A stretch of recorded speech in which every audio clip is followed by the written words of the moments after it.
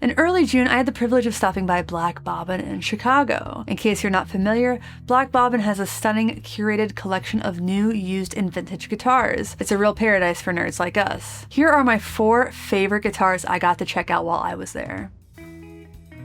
Welcome to Get Offset. My name is Emily and your skin is looking especially nice lately. If you have a new skincare routine, drop it in the comments. Anyway, huge thanks to Shelby at Black Bobbin for spending some time with me on a stormy Chicago day, and for letting me play some extremely beautiful instruments. By the way, Shelby might have some of these still for sale, so I'll drop links in the video description. Just a normal link, not an affiliate link, so there you go. Let's go in chronological order, which means we're kicking it off with this Gibson L48 from 1951. I've always had an enormous soft spot in my heart for these gorgeous guitars. Gibson's acoustic archtops will always get and usually keep my attention in a guitar shop, and this one was no exception.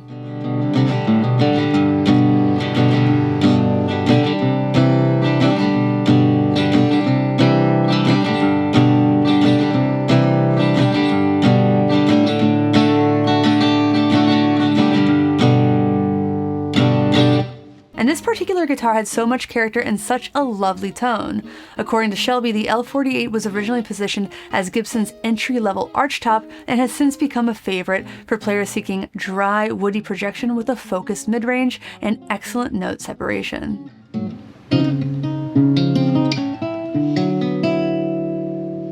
It's really popular with any roots style genre, but there are actually some famous pictures by Robert Whitman of Prince with an L48, which were taken back in 1977. This one is actually older than Prince's. His was from 1959. Next up, we have a Gibson Les Paul conversion burst from either 1952 or 53.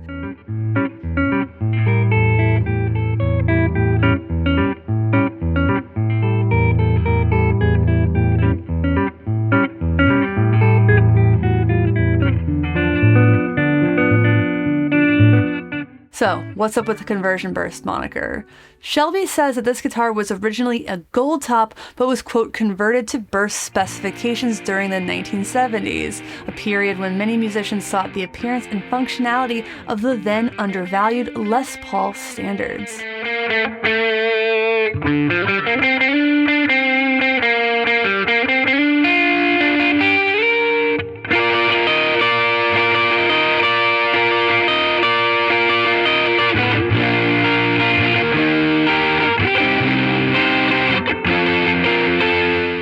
But man, this guitar is special.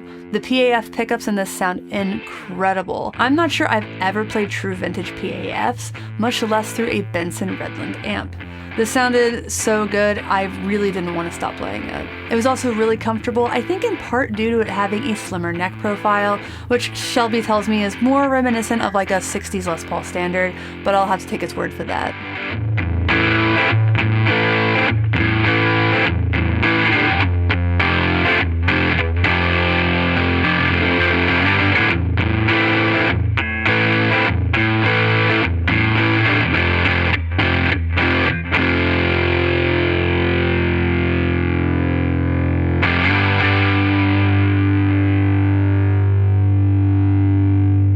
What I don't have to take Shelby's word for is the beauty of this guitar. Listen, this guitar was not left in a case, it was played, and that's so obvious from looking at its wear. This is the kind of relicking people dream about. It feels like it belongs in a museum. But just to wrap this one up with a bow, it's unique, it's stunning, and I am extremely jealous of whoever ends up with it.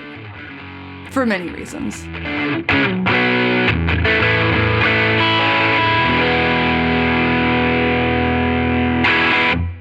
Now let's skip ahead a few decades to this Fender Thinline Tele from 1973. Listen, I know that this channel is called Get Offset, but I'll be damned if I don't love a good Telecaster.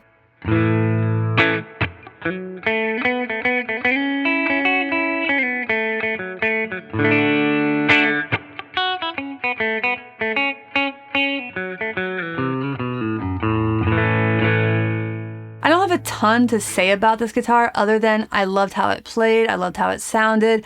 I don't have a ton of experience with thin lines, but there's something so special about them.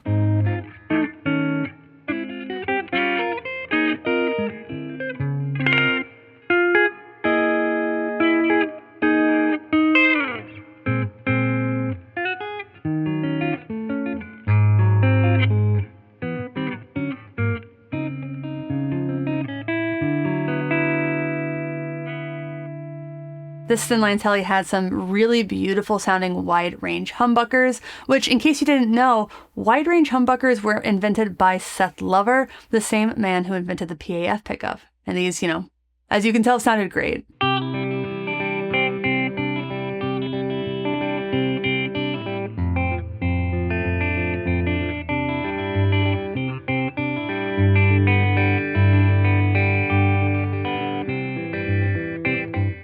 Anyway, this Tele felt great. It was beautifully broken in like a good pair of jeans, and obviously it looks gorgeous. What a guitar. Do I feel like I did any of those guitars justice? Not really, but I don't care. I feel like a very lucky woman, and I think that we should all occasionally go someplace and play a guitar that's just out of our level, beyond us, and just something to aspire to. The last guitar, though, is one that I didn't actually play at Black Bobbin. I'm talking about my Fantone build. You might have remembered me filming a Fantone that was on loan for Shelby for a demo a few months ago. Anyway, by the end of that video, I knew I really wanted one, so I sent Shelby a few guitars, and now I'm the proud owner of a Fantone number 41 in Lilac Sparkle. But even though I didn't get the Fantone while I was there, I still got to see it. Right before we met up, Shelby was able to pick up the painted body so I could get a preview. It made the final wait even harder, but it is totally worth it. The core of the sound is the Black Bobbin exclusive Lawler built Jazzmaster pickup set, which uses Alnico 2 magnets, delivering a lower output, mimicking the natural degaussing of an old pickup. So they look new, sound old, and are wonderful. Let's hear them. I'm going to use the Benson Chimera plugin from Mixwave, by the way.